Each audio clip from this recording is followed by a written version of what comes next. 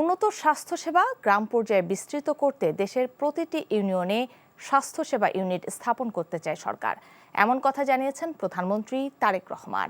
দুপুরে রাজধানীর ওসমানী স্মৃতি মিলনায়তনে স্বাস্থ্য ও পরিবার পরিকল্পনা কর্মকর্তাদের সম্মেলনে যোগ দিয়ে তিনি পর্যায়ক্রমে জাতীয় স্বাস্থ্য বীমা চালুর পরিকল্পনার কথাও জানান। দেশের নাগরিকদের ন্যূনতম চিকিৎসা সেবা নিশ্চিত করতে উপজেলা স্বাস্থ্য কর্মকর্তাদের নির্দেশও দেন প্রধানমন্ত্রী। রিপোর্ট করছেন জাহিদ রহমান। রাজধানীর ওসমানী স্মৃতি মিলনায়তনে স্বাস্থ্য ও পরিবার পরিকল্পনা কর্মকর্তা সম্মেলনে যোগ দেন প্রধানমন্ত্রী তারেক রহমান। স্বাস্থ্যসেবা নিশ্চিত করতে বিএনপি সরকারের পরিকল্পনার কথা তুলে ধরে প্রধানমন্ত্রী জানান, রোগ নিরাময়ের চেয়ে প্রতিরোধে জোর দিয়ে কাজ করে যাচ্ছে সরকার।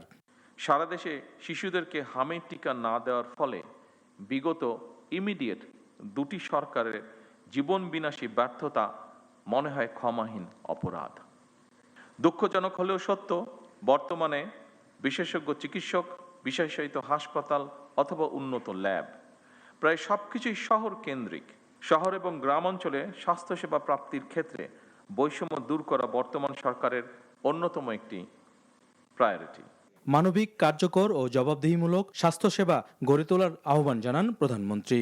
বর্তমানে সরকার শীঘ্রই একটি সমন্বিত হেলথ কার্ড চালু করতে পরিকল্পনা গ্রহণ করেছে, যার মাধ্যমে দেশের প্রতিটি নাগরিকের স্বাস্থ্য তথ্য ডিজিটালি সংরক্ষিত থাকবে। এতে যে কোনো নাগরিক প্রয়োজনে দেশের যে কোনো হাসপাতালে সহজেই চিকিৎসা সেবা গ্রহণ করতে পারবেন। এর পাশাপাশি বর্তমান সরকার ধাপে ধাপে একটি জাতীয় স্বাস্থ্য বীমা চালু করার পরিকল্পনা বা চিন্তাভাবনাও করছে। প্রান্তিক জনগোষ্ঠীর কাছে স্বাস্থ্যসেবা পৌঁছে দিতে চিকিৎসকদের সহযোগিতা চান তারেক রহমান। আমরা সবাই মিলে একটি স্বাস্থ্য ব্যবস্থা গড়তে চাই, যা হবে সবার জন্য সহজলভ্য, কার্যকর এবং মানবিক।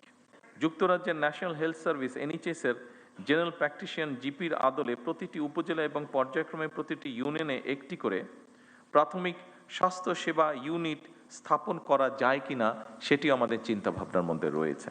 এর আগে শ্রেষ্ঠ উপজেলা স্বাস্থ্য ও পরিবার পরিকল্পনা কর্মকর্তাদের মধ্যে পুরস্কার তুলে দেন প্রধানমন্ত্রী। Zahid Rahman, NTV news, Dhaka.